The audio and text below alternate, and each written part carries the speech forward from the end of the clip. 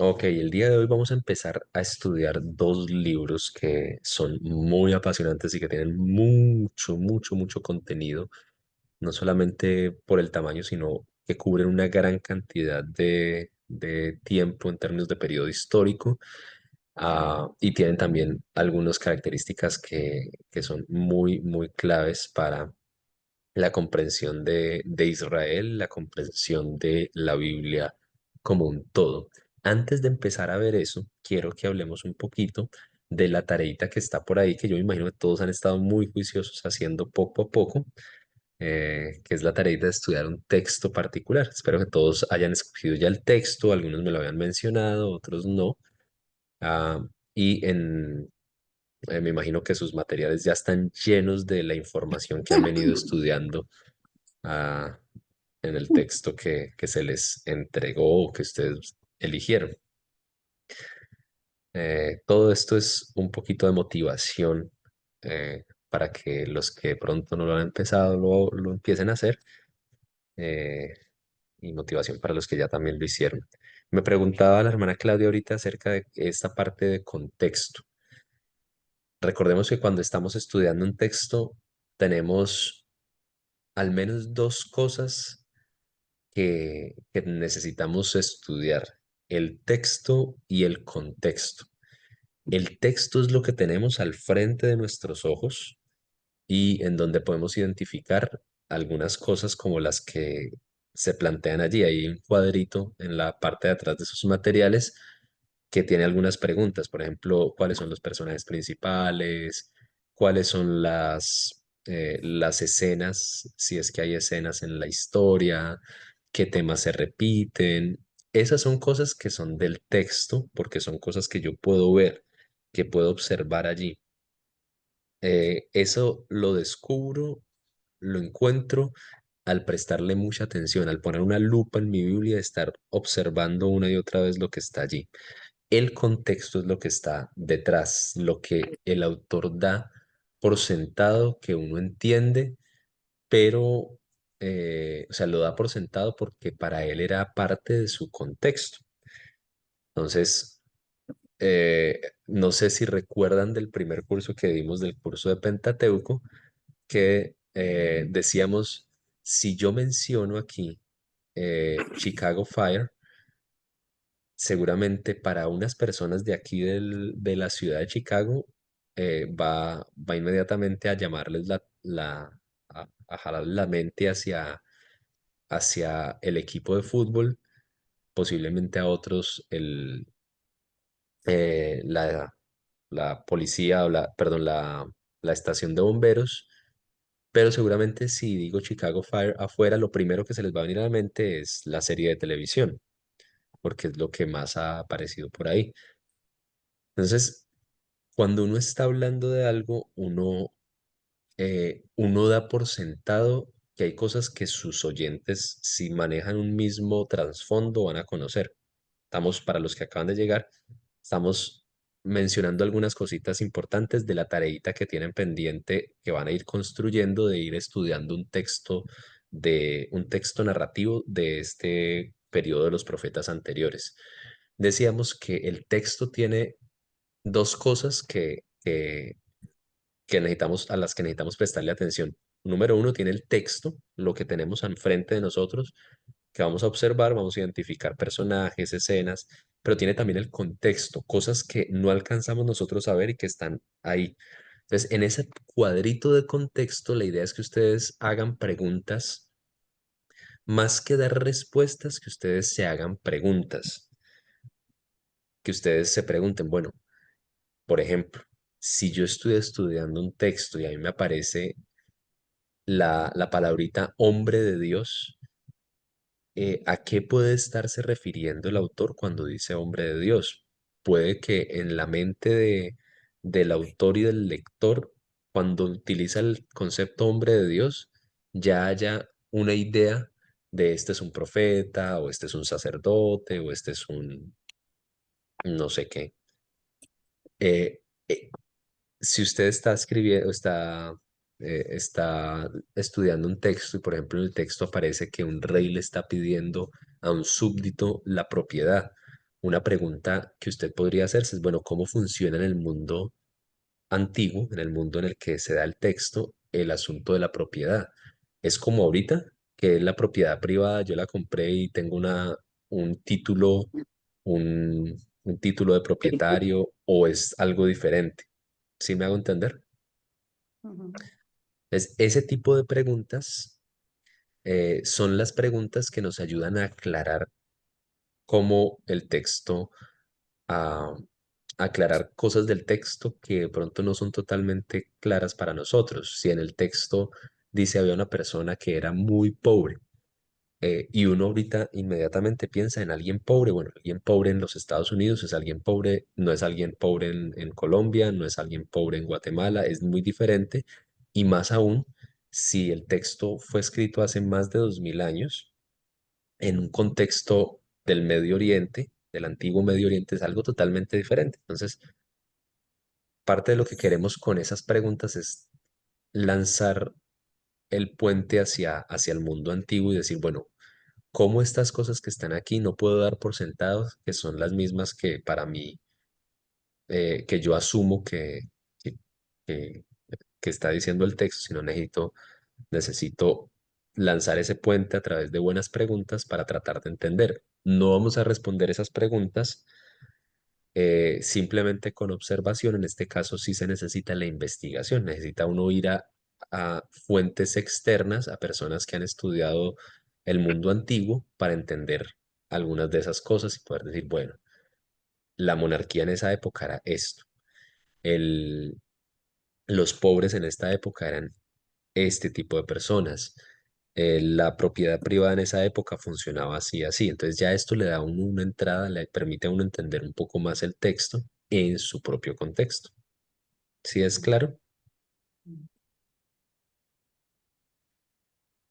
Muy, muy bien. Si hay alguna pregunta, hablen ahora o callen para siempre, porque preguntas de jueces o Josué, porque vamos a arrancar de una con Reyes y Samuel, Samuel y Reyes, y Josué y jueces van a ser cosa del pasado.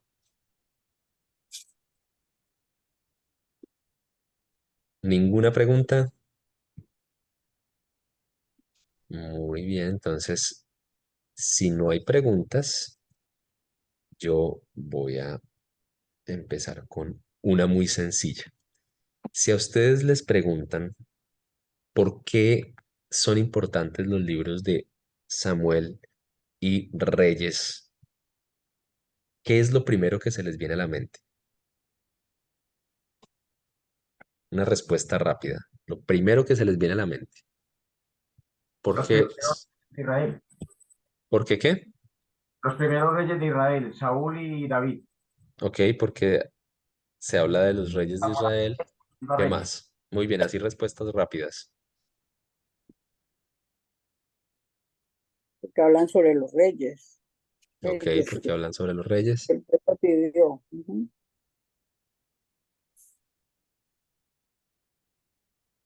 ¿No? Yo creo que, por ejemplo, Samuel nos explica mucho sobre la vida de David, y David fue un personaje tan importante a través de la historia que es interesante saber, o es importante saber de él. E- Excelente. Nadie que piense en Israel podría dejar de pensar en personajes muy, muy, muy, muy importantes. En el Pentateuco hay varios, pero sobre todo dos que son muy, digamos que representativos de Israel, y en esta sección también hay otro que es muy importante. O sea que casi que nadie pasaría desapercibido, podría decir pasó desapercibido este personaje, y es David. Muy bien. Eh, ¿Qué más? Es también la conexión que hay entre el cierre del libro de jueces en el último capítulo, versículo 25, donde nos menciona que en estos días no había rey en Israel. Y ya luego Samuel entonces ya nos habla acerca de esos primeros reyes, esa conexión. Muy bien, muy bien. ¿Algo más que quieran mencionar?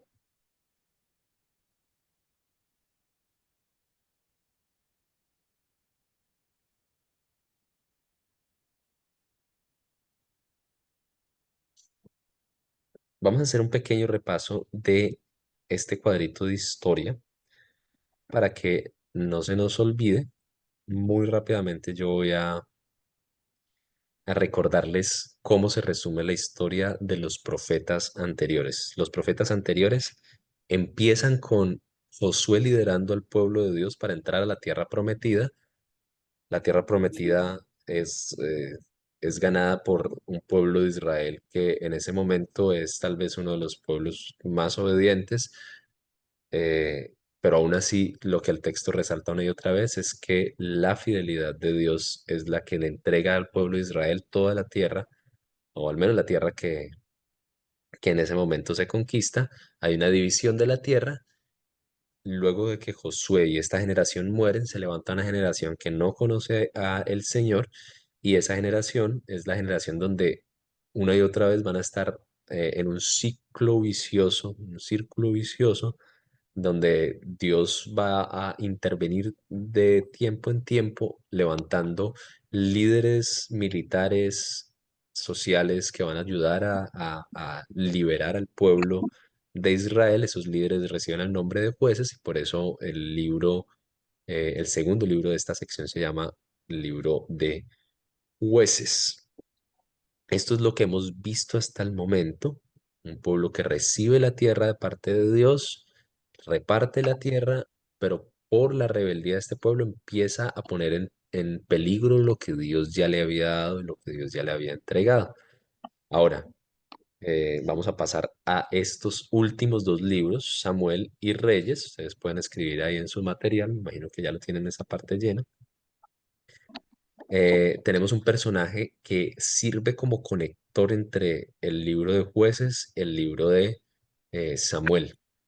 ¿Quién es ese personaje?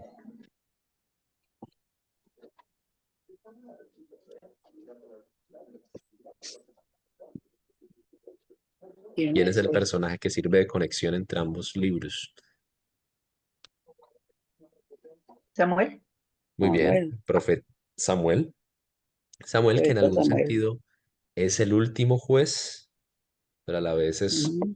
alguien que es reconocido como profeta, y en algún sentido opera también como un líder nacional. Después, o en el periodo en el que Samuel está finalizando su liderazgo, porque ya está viejo, el pueblo pide un rey. Tenemos en el libro de Samuel y en el primer libro de Reyes a los tres primeros reyes que reinan en lo que se conoce como el Reino Unido, como todo Israel, las 12 o 13 tribus unidas. Sus tres primeros reyes son, Saúl, David y Salomón. muy bien, Saúl, David y Salomón. Salomón, durante el periodo de Salomón se construye algo que también va a ser muy importante, que es el templo, ah, que va a unificar a Israel en la adoración a Yahvé, al Señor, en un lugar muy especial. Ya vamos a mencionar un poquito de eso. Ah, pero luego de Salomón, el hijo de Salomón, el primer rey eh, del reino dividido, Roboam, toma una mala decisión y el reino se divide en dos: las tribus del norte y las tribus del sur. Las tribus del norte, que son Israel, o que es Israel, lo que se conoce como Israel, en algunos profetas se le llama Efraín, y las tribus del sur, que se conocen como Judá, Judá. que quedan solamente dos tribus y media allí reunidas. Durante ese periodo hay una gran cantidad de reyes que ustedes van a estar estudiando dentro de 8 y dentro de 15 días. La mayoría de estos reyes no tan buenos o muy malos. Algunos de ellos destacaron, intentaron ser obedientes al Señor, pero dentro de este tiempo también se levanta de una manera más clara y más contundente el movimiento de los profetas. Hay en el libro de Primera y Segunda de Reyes, en particular, dos profetas que reciben mucha atención. ¿Se acuerdan quiénes son?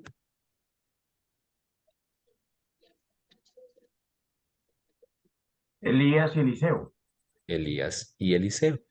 Esta historia, esta historia de la, los profetas anteriores culmina con el declive total de ambas naciones. Ahora son dos naciones prácticamente, Israel y Judá.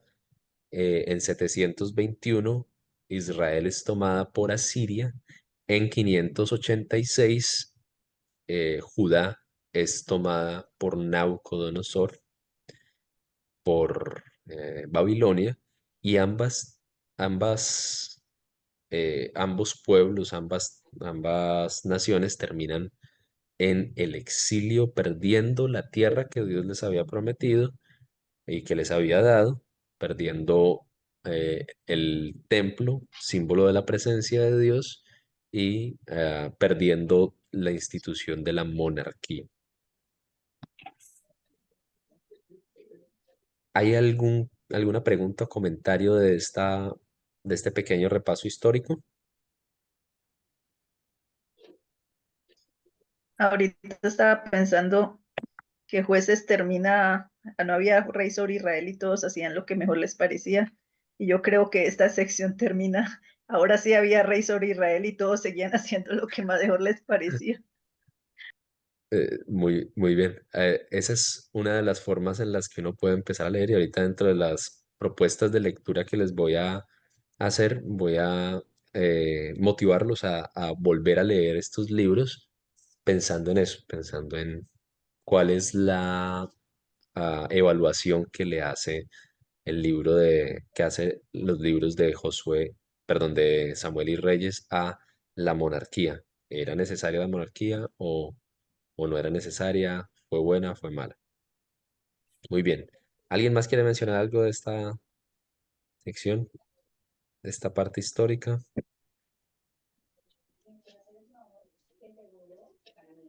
Algo que llama la atención al ver la historia como, esta historia como una sola historia, como una historia unificada, es el hecho de que el texto empieza mostrando cómo Dios fue fiel al darles la tierra, y termina mostrando cómo el pueblo de Israel, a través a razón de su pecado, de su rebeldía, y a pesar de todas las advertencias que tuvo, termina perdiendo lo que Dios le había dado. Eso es algo que vale la pena notar. Es una especie de ciclo lamentable que sirve como advertencia, y en algún sentido cuando se lee completico uno entiende más aún por qué este conjunto de libros recibe el nombre de profetas más que de un libro de un recuento histórico nada más. Es una profecía, una historia profética, algo que le advierte a uno de lo que ya pasó y el por qué estamos aquí en el exilio. Los que estamos en el exilio estamos leyendo este libro, por qué estamos aquí, y cómo podemos hacer ahorita para, para volver a lo que nos pertenece, volver a lo que Dios nos había dado, y nosotros perdimos por nuestra rebeldía. Muy bien, hay varias cosas que son importantes al mencionar el libro o estos libros de Samuel y Reyes. Son libros muy, muy, muy importantes para la comprensión de Israel, son muy importantes para la construcción teológica, o sea, para entender la Biblia como un todo. Si uno quita estos libros, si uno quita este periodo histórico, hay muchas cosas que no se entenderían, hay muchas cosas que no tendrían mucho sentido. Y de hecho, si uno llegara a quitar estos libros de acá, Israel como una nación, como un estado, como una, más que, o sea, como un país, no tendría, no tendría razón. O sea, este es el periodo en el que Israel llega a ser un país, llega a convertirse en una nación, llega a estar en el juego internacional. Antes era un grupo en el Pentateuco, termina siendo un grupo de nómadas, un grupito de personas, una familia numerosa que ha sido expulsada o que ha sido liberada de los egipcios donde eran esclavos. En Josué es un grupo que está tomándose un pueblo, tomándose una tierra. En Jueces es todavía un pueblo, pero aquí ya llega a ser una nación. Y hay cuatro instituciones claves que se forman en este periodo y que quiero que mencionemos. La primera es la más obvia y la que Vale. tal vez cualquiera de nosotros recordaría. De hecho, la mayoría de ustedes dijeron por qué es importante, porque ahí se nos cuenta los reyes. Sí, la institución de la monarquía. Ojo, Ujú. antes existía la monarquía o existían reyes en Israel, antes de este periodo.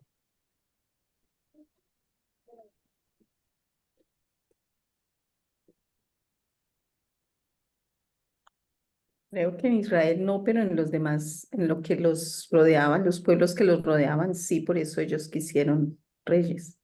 Los extranjeros, sí. Ok, pero Israel había tenido alguna figura de rey antes. Los jueces se Dios era menciona que Abimelech, ¿no? Abimelech se tomó el derecho de ser rey. Ok, Pastor Jairo, ¿usted iba a decir algo?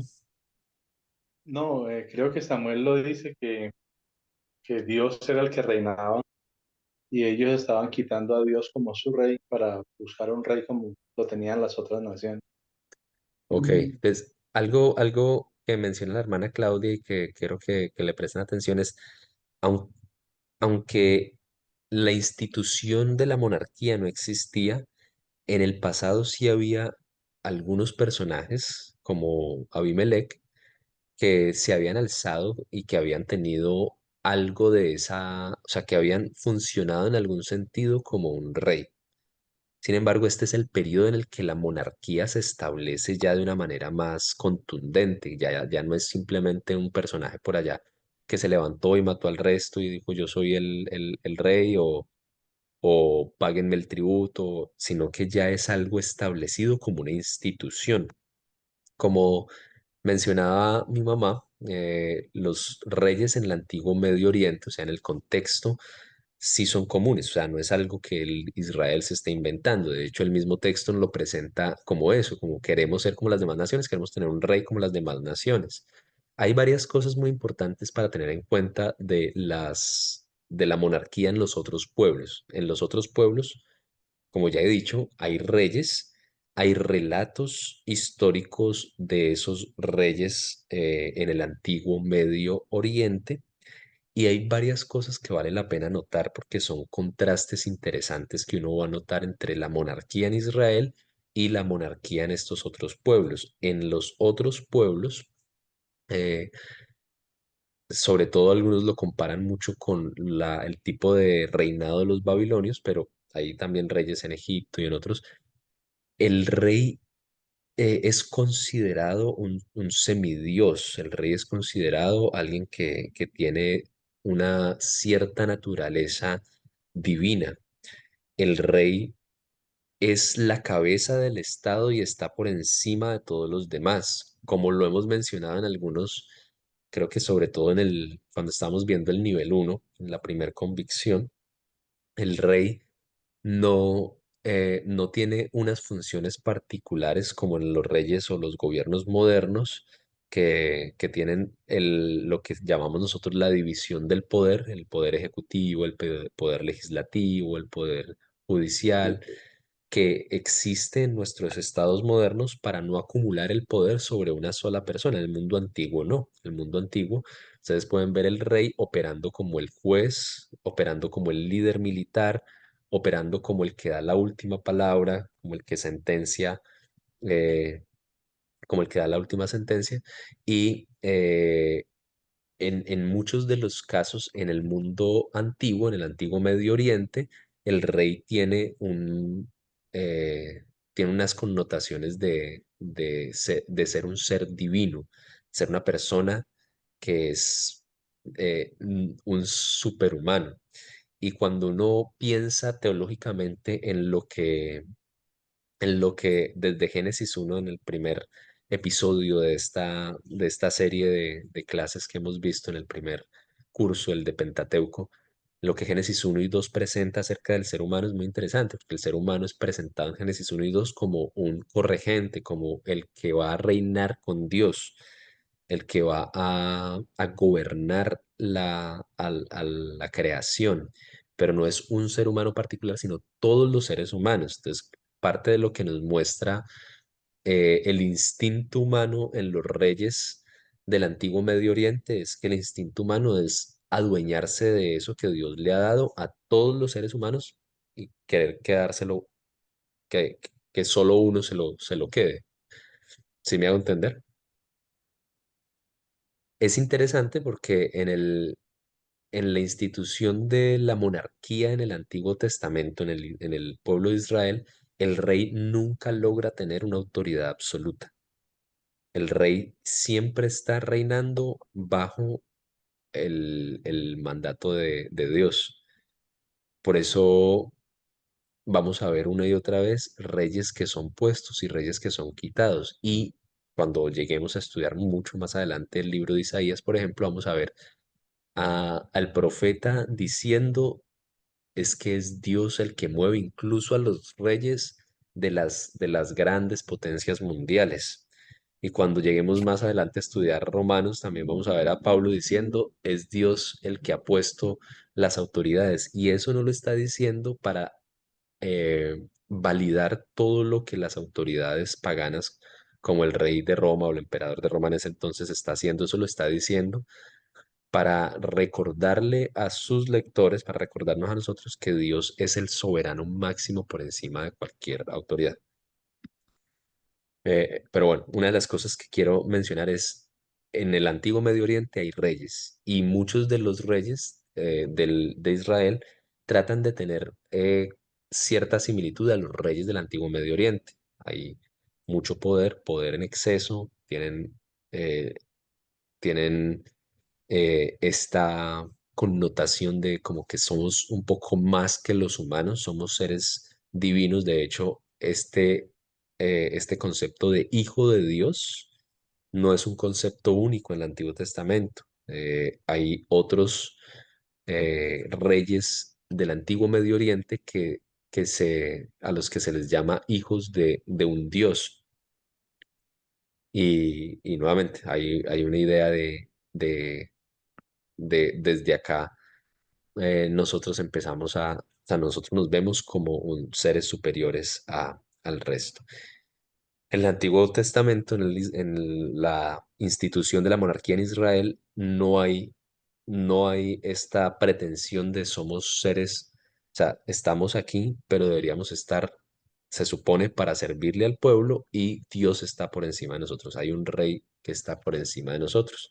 Deuteronomio 17 y lo que hay ahí alrededor es, son textos claves para mantener en la mente del eh, por qué a veces nosotros leemos cosas en algunos reyes que nosotros calificaríamos como buenas, pero que a la luz de lo que ya el lector tiene en mente, el, el autor tiene una intención de denunciar más que de elogiar. Vuelvo y lo repito más despacio. Hay muchas cosas que nosotros vamos a leer en estos textos que van a parecer cosas como, wow, esto es muy bueno. Pero cuando lo leemos a la luz de lo que ya Deuteronomio 17:17 había dicho, uno puede imaginarse que el autor que está escribiendo esto de este rey particular no está elogiando, sino está denunciando. ¿Se les viene a alguien a la mente? A ver si me estoy dando a entender con este ejemplo. Natán, Natán, pero ahí sí hay una denuncia explícita. O sea, Natán sí denuncia explícitamente, pero lo que digo es, hay reyes de los que la Biblia pareciera estar hablando muy bien, pero cuando está diciendo cosas que uno dice, wow, está elogiando a este rey, pero cuando uno lo lee con el contexto de Deuteronomio 17, en mente, uno dice, oh, ok, no, como que lo que está diciendo no es que lo está haciendo bien. Salomón, Salomón. Pastor John Jairo, ya dos dijeron Salomón, los felicito. No, ya el pastor Alfonsito dijo Salomón y eso me quitó la palabra. Ujú. Es interesante porque Salomón es uno de los personajes que nuevamente uno trata eh, de ver muy bueno, pero cuando uno empieza a leer cosas, o sea, ¿qué es de lo primero que hace Salomón?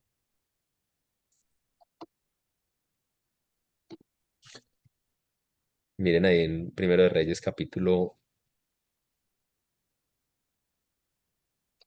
capítulo 4.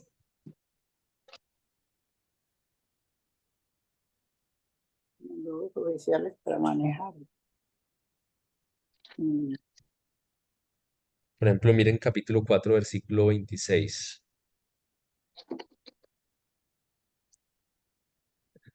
mm, Mm. mm. Como Tenía 40.000 caballos Y y aún normalmente así uno, era uno de madera. y tengan sus somos la Biblias allí, alianza. tengan sus Biblias allí abiertas en Deuteronomio capítulo 17 Versículo versículos 16. 16 en Sí, adelante. dice, no aumentará para sí caballos, ni hará volver al pueblo a Egipto con el fin de aumentar caballos, porque Jehová os ha dicho, no volváis nunca por este camino. Muy bien, Es no decir, no, tendrá muchos caballos y no qué, no vuelvan a... A ese camino. Egipto, no a vuelvan a Egipto. Egipto. ¿Y qué es lo que está diciendo Deuteronomio, perdón, Primero de Reyes capítulo 4 en esta sección específicamente que está utilizando? Caballos tiene por montones y de dónde los está sacando. Del mismo pueblo. O sea que cada uno de los fuera llegaba hasta ser el rey. Mm, De Éufrates, tuvo paz por todos lados.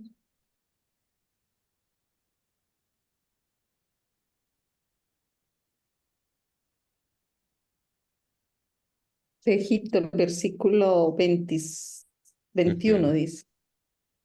Y Salomón señoreaba sobre todos los reinos, desde el Éufrates hasta la tierra de los filisteos y al límite con Egipto, y traía presentes y sirvieron a Salomón todos los días que vivió.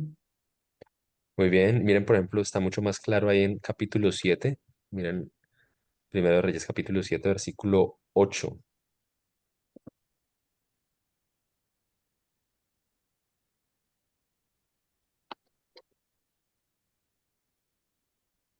La hija de Faraón. Ujú.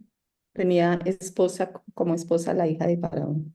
Ok, normalmente se nos muestra a Salomón como alguien muy enamorado, pero una de las cosas que mm, en una de mis lecturas recientes de este personaje, más podía leer entre líneas de lo que el autor está presentando es que Salomón, más que un personaje muy enamorado por haber tenido 1000 mujeres, es una de las cosas que uno más recuerda, es todo un estratega político que está tratando de engrandecer su reino al hacer alianzas. Los matrimonios en el antiguo Medio Oriente, más que una cuestión de amor, son una cuestión, y más entre reyes, son una cuestión de alianzas políticas. Y si ustedes miran todo lo que está haciendo a- lo que le construye a las reinas, los templos, que son pues lo que normalmente se nos presenta como la razón de la caída de Salomón, uno ve que hay un interés de una alianza, de una cantidad de alianzas políticas. Entonces, nuevamente, no vamos a entrar en detalle con Salomón, pero si ustedes se ponen a mirar mucho de lo que el texto está diciendo, está dejándonos algo así como un, un panorama muy, muy doble, muy de esto es una etapa de prosperidad para Israel, aunque como lo decía en el sermón, se dice que O sea, el texto dice que en aquel tiempo se volvió muy común la plata, pero dice que en Jerusalén, en el centro, en la ciudad grande, no dice que para todo el mundo. Y dice también una y otra vez que Salomón impulsó el trabajo forzado y lo que viene después, o sea, la razón por la que el reino se divide es porque los súbditos de Salomón están cansados, están agotados, están diciendo ya el peso que nos impuso tu papá fue demasiado. Entonces, nuevamente, el texto no nos da una evaluación directa del reinado de Salomón en este aspecto, nos lo presenta como algo que pareciera ser, tiene cosas muy buenas, pero si leemos detrás de esto Deuteronomio 16, perdón, 17, 16 y 17, vamos a estar escuchando una y otra vez el eco de no va a llenarse de plata el rey, no va a llenarse de caballos el rey, no va a llenarse de mujeres el rey, no va a hacer volver a Egipto el rey. Son cuatro cosas que Salomón va a hacer una y otra vez, y que es parte de lo que el texto nos lo va a presentar, y uno a veces, si no lee a los reyes con Deuteronomio 17 en mente, uno puede leer cosas como estas, como, wow, que ese es el ideal de todo rey. Uno puede leer cosas como estas y presentarlo como un buen ejemplo cuando posiblemente lo que el autor está haciendo es traer a la mente de estos lectores en el exilio. Esto es, esto es, esto es parte de las razones por las que nosotros estamos aquí. O sea, nosotros estamos aquí no solamente porque otros reyes hayan sido idólatras, estamos aquí porque los grandes reyes, los grandes héroes del pasado fueron también un desastre. Y entre esos está Salomón, que hizo todo lo contrario a lo que Deuteronomio 17 había dicho que debía ser un rey. ¿Vamos bien ahí?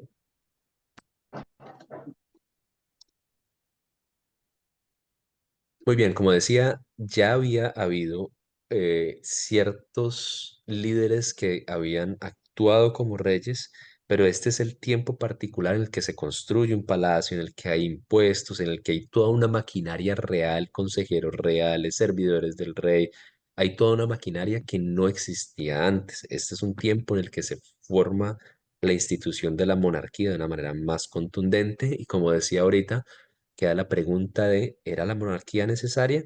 ¿Era esta institución necesaria? Esa es una de las grandes preguntas que va a estar allí a lo largo de todo el libro y no es fácil de contestar.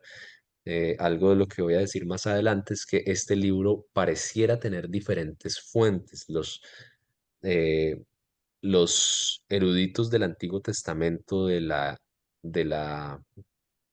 del siglo pasado, parte de lo que más hicieron fue tratar de investigar de dónde venían diferentes, cómo fue compuesto el texto bíblico y de este texto particular, como el Pentateuco, afirman que fue compuesto como una colcha de retazos. O sea, si ustedes empiezan a leer el texto y a prestarle mucha atención a los detalles, van a notar que hay repeticiones y cosas que parecen como que no, a veces no estar totalmente de acuerdo. Entonces, algunos van a decir es que hay una fuente promonarquía y hay otra fuente antimonarquía. O sea, hay unos que están en favor del rey y otros que están en contra del rey. Y el editor final dejó las dos cosas, cogió retazos de todas partes y dejó las dos cosas un pedacito, pero se le olvidó maquillar el resto. Eso es lo que algunos van a decir. Yo no creo que sea tan así. Ya podemos discutirlo más adelante, pero me gustaría que ustedes mismos vayan leyendo y vayan notando esas cositas. Vayan notando que hay partes en donde pareciera claramente estar diciendo somos antimonarquía, esto fue un desastre total. Otras partes en donde pareciera estar diciendo esto era necesario o incluso hasta era parte de la voluntad de Dios. Segunda institución que se forma en este periodo. Como ya les dije, la primera, la institución de la monarquía, la segunda, la institución del ejército. ¿Hubo ejército antes de este periodo?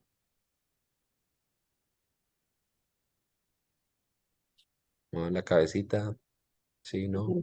Sí. Sí, en Israel, desde el periodo, sobre todo desde el periodo de Josué, aún bajo el liderazgo de Moisés, Josué lideró a los israelitas en guerra varias veces, pero como institución en donde ya hay un comandante, subcomandante, ya hay toda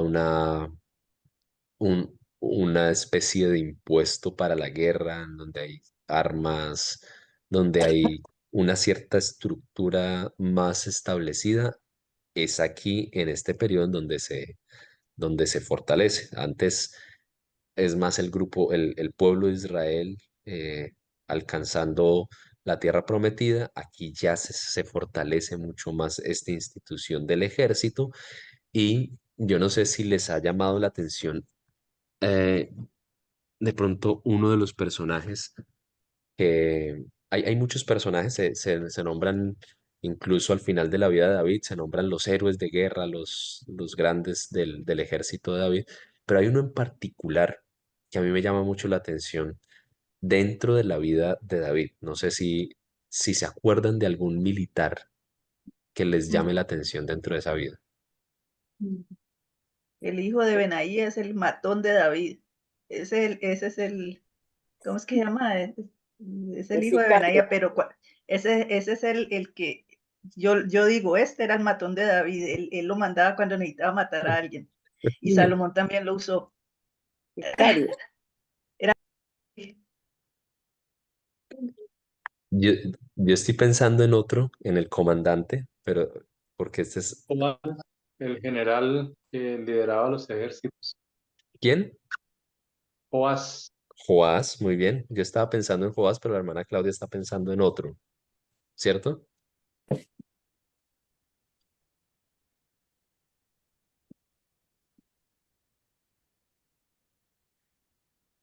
Yo estaba pensando en Joás. Yo quisiera que si van a volver a leer durante este tiempo estos libros, le presten atención a ese personaje, que es un personaje muy interesante.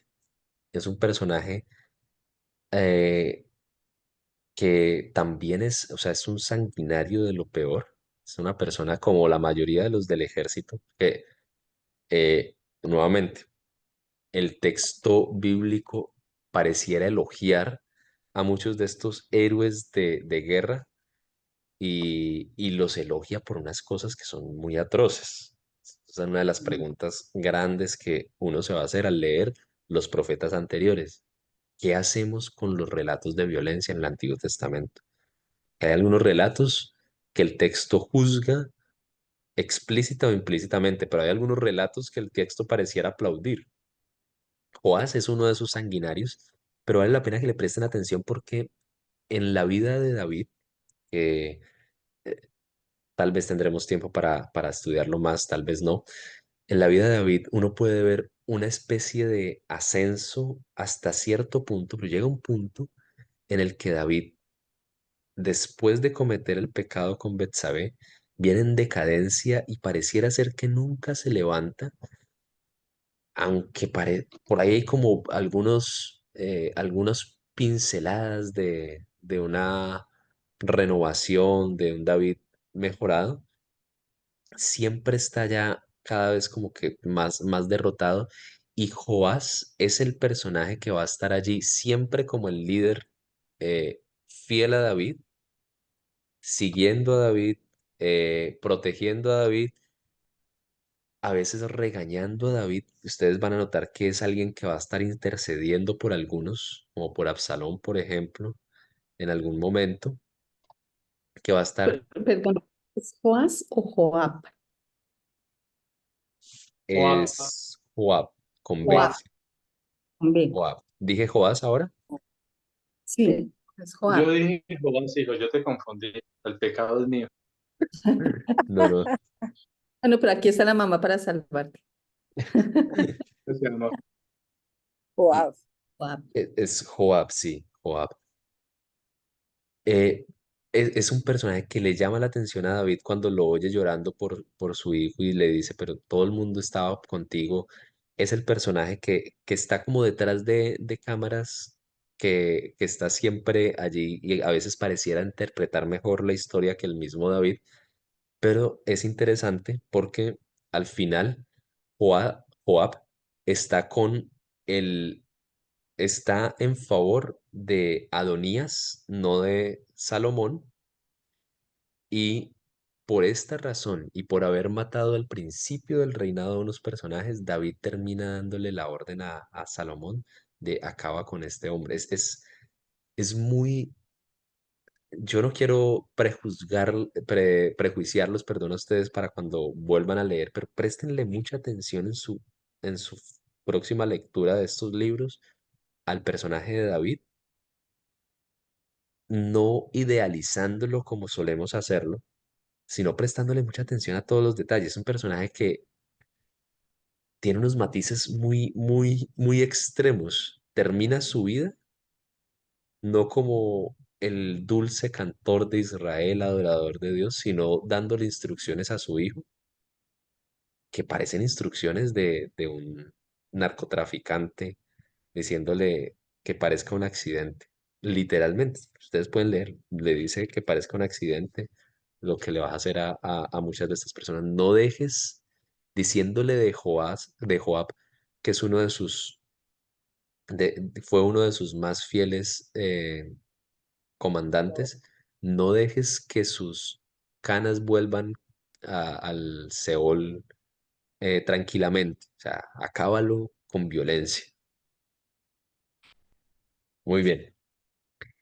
Esto hablando del ejército, hay toda una maquinaria ya muy distinta a lo que había antes. Ahora ya hay un ejército organizado. Por allá David hace un censo y eso es castigado por el Señor, pero eso es parte de lo que muestra que ya no es simplemente un grupito que se reúne cuando hay guerra, sino que hay un ejército listo para hacer batalla. Tercer, tercer institución que se forma en este periodo, la institución del templo, que está nuevamente, antes, o sea, previamente había un tabernáculo, el arca del Señor estaba en una tienda, pero ¿dónde estuvo el arca del Señor? En una tienda, pero ¿en qué lugar geográfico estuvo hasta el momento en el que David decide trasladarla a otro lugar? ¿Alguien se acuerda?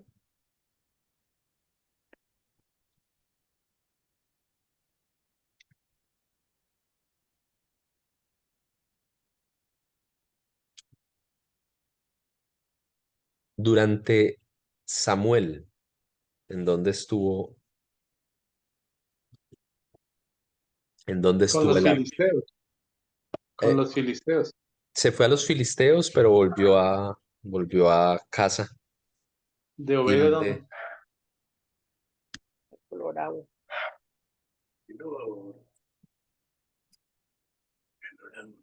Ya dijeron, no escuché. Pues creo que todavía estaba en el tabernáculo, ¿no? Porque por eso era que David quería construir un templo, un templo, porque decía que no era justo que el arca del Señor estuviera en una tienda cuando ellos estaban en casas. Muy bien, estaba en el tabernáculo, pero ¿en qué lugar geográfico? No me Una ciudad, ¿se acompañaba. acuerdan? Una medio, vamos. ¿Cómo? ¿Cómo dijo?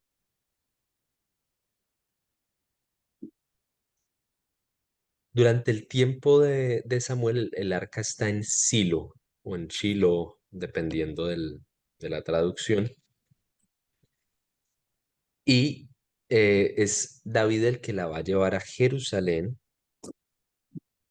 Y ojo, porque a partir de allí hay toda una teología en Israel que se desprende, que se vuelve algo muy fuerte, la teología de Sión, de vamos a volver a Sión, vamos a volver a Jerusalén.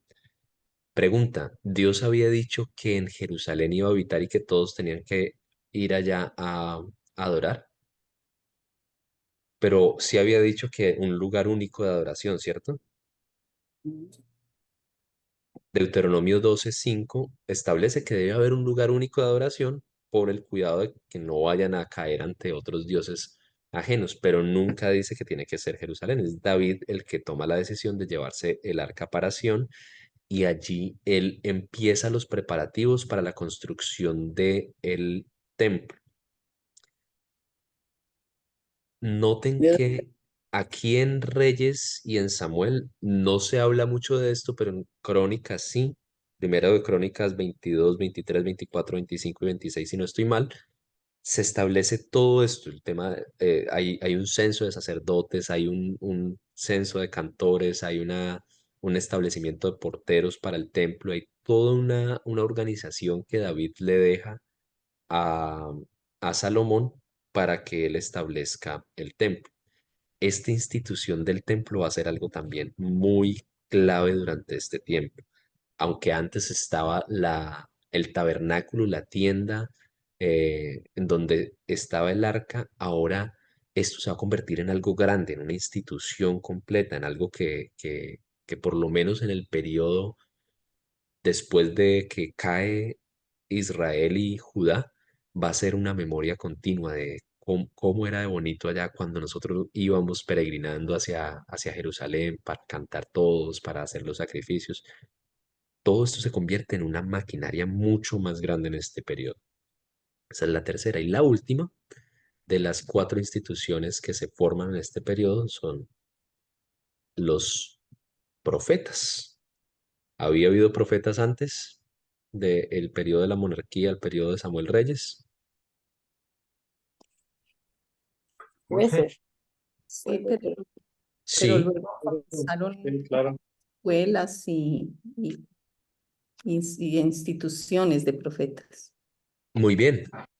Había tal vez el primero que es mencionado, que es nombrado como profeta en la Biblia, es Moisés. Mentiras. Antes, no recuerdo si es Abraham o Isaac, uno de los dos eh, recibe esta, este término de profeta. Pero bueno, el punto es, en esta época particular, es donde ya no solamente hay profetas que Dios llama de vez en cuando, sino que empezamos a ver que hay escuelas de profetas, que hay como la compañía de los profetas, el grupo de los profetas, y es algo bastante interesante notar que en el Oriente, en el antiguo Medio Oriente, también habían profetas, hay libros proféticos de otras naciones alrededor de Israel, pero hay cosas muy, muy, muy interesantes y muy, eh, pues que hacen un contraste muy grande. Y es, por ejemplo, eh, los profetas, bueno, hay cosas en las que se parecen mucho. Los profetas en los otros pueblos también tienen visiones, también son hacedores de milagros, como los profetas del Antiguo Testamento. También están muy metidos en la vida de la monarquía, están muy metidos en la vida de los reyes. También hay historias, hay relatos de visiones extáticas, de cuestiones así como sobrenaturales que los profetas tienen, pero algo muy, muy particular en lo que se diferencian mucho es que la mayoría en los otros profetas no se ve este tema de la denuncia del rey. La mayoría de estos otros profetas son profetas ah, casi que son contratados por el mismo gobierno, son parte de la corte real, son lo que algunos llaman los hombres del sí, señor, lo que usted quiera. Son los que están ahí para aprobar lo que el rey quiere y decirle, muy bien, Dios o nuestros dioses han aprobado lo que usted está haciendo. De estos profetas también hay en Israel. De eso vamos a hablar este domingo en el culto un poquito. El relato famoso de los 400 profetas que le profetizan algo bueno y Micaías profetiza algo totalmente diferente, uno solo contra 400. De estos profetas también hay Israel, esos profetas de la corte real que están ahí para afirmar lo que el rey quiere que le afirmen, pero lo que hace muy, muy, muy particular el movimiento profético de Israel es que no están ahí para afirmar lo que el rey dice, sino todo lo contrario. Son profetas que están para denunciar y que tienen incluso a veces un poder por encima de lo que el rey tiene. Ustedes van a ver a profetas como Eliseo nombrando reyes y deponiendo reyes, siendo este rey ya no va, este rey ahora sí va, y ungiendo a personas.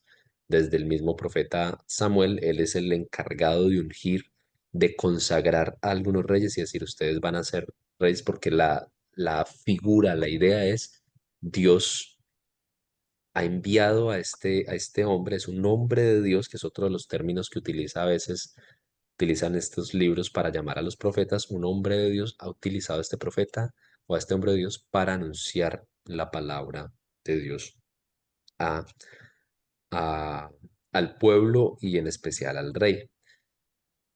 Am,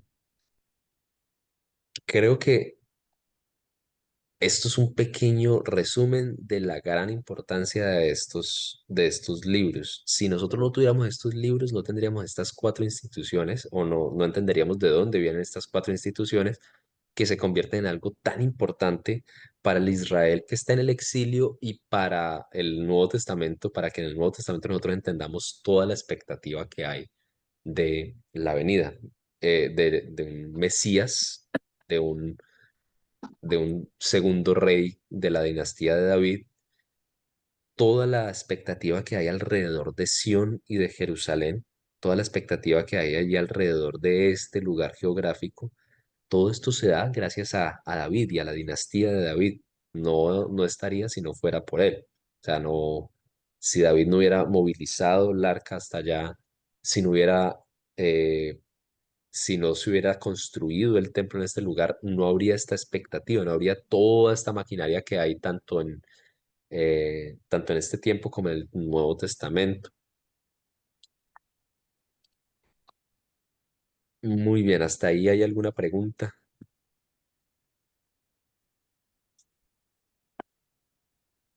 Como dentro de 8 días y dentro de 15 no voy a estar. Ya están las personas que sí van a estar y va a ser muy importante que todos estén. Va a ser muy importante que todos puedan estar para que puedan completar el cuadro que ustedes tienen allí. Van a estar trabajando en ese cuadro porque, como les decía, aunque ustedes tal vez no van a memorizar todos los reyes, van a tener una herramienta para ir cada que ustedes tengan que acordarse y van a tener un panorama general de los reyes y los profetas que están allí eh, trabajando como, como la mano, la voz de Dios, siendo la conciencia para estos reyes, llamándoles a cuentas. Voy a dejar un par de, bueno, algunas cositas con las hermanas que van a estar encargadas.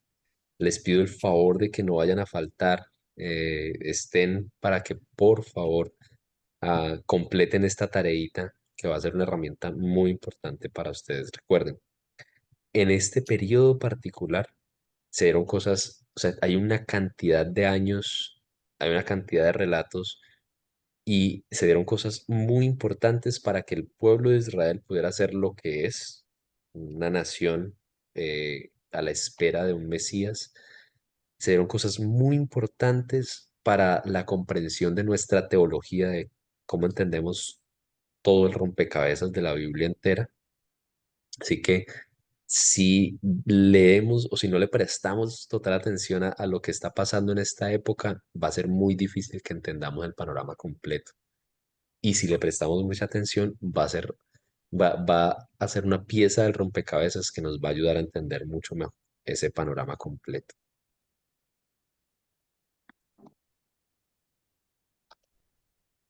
Muy bien.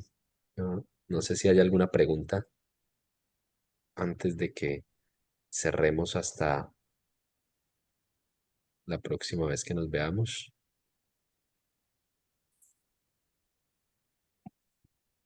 Si no hay ninguna pregunta, vamos a terminar orando. Voy a pedirles que estén orando mucho por Andreita, la hija de Susi, está enfermita, está en el hospital y están todavía a la espera de que les den resultados. Ustedes la han visto, todos los que se conectan acá y a veces ven no solo a Susi, sino también a la chiqui. Vamos a orar y vamos a darle gracias a Dios por este tiempo y a pedirle al Señor también por la vida de Andreita. Señor, te damos gracias por la oportunidad que nos das de estudiar tu palabra, de conocerte más, de profundizar en ti. Te pedimos por favor, Señor, que nos bendigas, nos dirijas, nos guíes, nos permitas cada día conocerte más, confiar más en ti y amarte más. Padre, oramos por la salud de Andreita y por tantos otros, Señor, que necesitan. En especial pedimos, Señor, que tú pongas tu mano de poder sobre esta pequeñita, fortalezcas a Susi y a César, Señor, en este tiempo de estar junto a ella, Señor. Permite que los doctores puedan dar en el blanco y entender con claridad qué es lo que tiene la niña, Señor, y puedan, Señor, tener mucha certeza y mucha precisión para diagnosticar y generar, dar algún medicamento, Señor, que pueda acabar con lo que está viviendo la niña, Señor. Te pedimos que la guardes, te pedimos que guardes, Señor, con ella a todo el resto de personas que están necesitadas de salud, de fuerza, Señor. En Cristo Jesús oramos. Amén. Amén. Amén. Oh, me tengo que Orando ir. por la niña. Amén. Gracias, pastor. Gracias, Que el, pastor. que el Señor los bendiga. Dios les bendiga. Amén. Nos Amén. vemos próximamente. Felices vacaciones, pastor. Feliz viaje. Que Dios les Gracias. bendiga. No vayan a faltar los que no están en vacaciones, por favor. Gracias, Hasta luego. pastor. Que disfrute. Dios les bendiga.